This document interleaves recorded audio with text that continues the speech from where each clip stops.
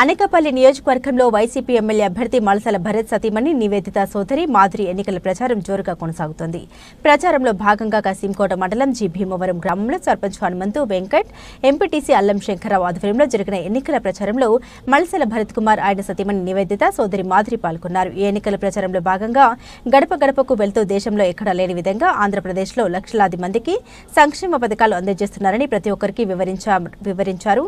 మే 13వ తారీఖున జరగనున్న ఎన్నికల్లో తమ అమూల్యమైన 2 ఓట్లు ఫ్యాన్ గుర్తుకు ఓటు వేసి ఎమ్మెల్యేగా భరత్ కుమార్ ని, ఎంపీగా బూడి ముత్యాల నాయుడును అత్యధిక మెజారిటీతో గెలిపించాలని కోరారు. ఈ సందర్భంగా వైసీపీ ఎమ్మెల్యే అభ్యర్థి మల్సల భరత్ కుమార్ సతీమణి నివేదిత మాట్లాడారు. ఆంధ్రప్రదేశ్ రాష్ట్రంలో వైసీపీ ప్రభుత్వం చేస్తున్న అభివృద్ధిని చూసి, అందిస్తున్న సంక్షేమ పథకాలను చూసి ప్రతి ఒక్కరూ వైసీపీ అభ్యర్థిని గెలిపించాలని కోరారు. ఈ ప్రచార కార్యక్రమంలో కన్వీనర్ హనుమంతు, నాని, ఆర్ నాగేశ్వరరావు, ముత్తా సత్యబాబు, ద్వారపురెడ్డి పోతురాజు, అల్లం సత్యనారాయణ, కుంచా నాయుడు, బాబు, పచ్చుకూర నాగేష్, కరక సోమనాయుడు, అచ్చర్ల సర్పంచ్ సోమేష్, కలగుంట్ల నాయుడు, నీటిపల్లి లక్ష్మి మరియు జి భీమవరం వైఎస్ఆర్సీపీ నాయకులు, మహిళలు, కార్యకర్తలు అధిక సంఖ్యలో పాల్గొన్నారు.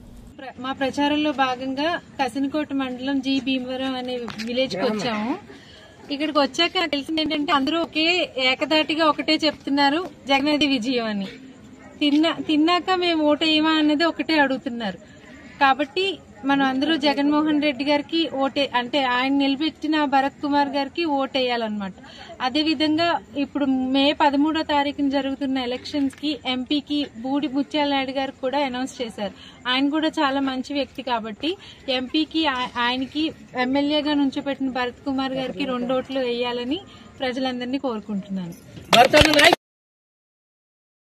మన అవసరాల్ని మన ఇంట్లో వాళ్లే పట్టించుకోలేని రోజులు ఇవి.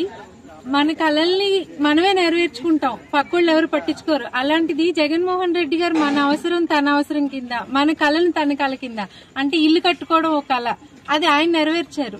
పిల్లల చదువు ఫ్రీగా అన్నమాట, అంటే కార్పొరేట్ స్టైల్లో ఉండే ఎడ్యుకేషన్ ని ఆయన ఇక్కడికి తీసుకొచ్చారు.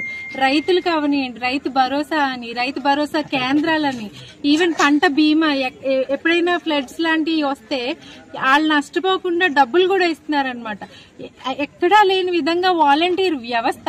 ఇంతకు ముందర అందరికీ ఇలా లంచాలు ఇచ్చుకుంటే వెళ్ళిపోవాల్సి వచ్చేది.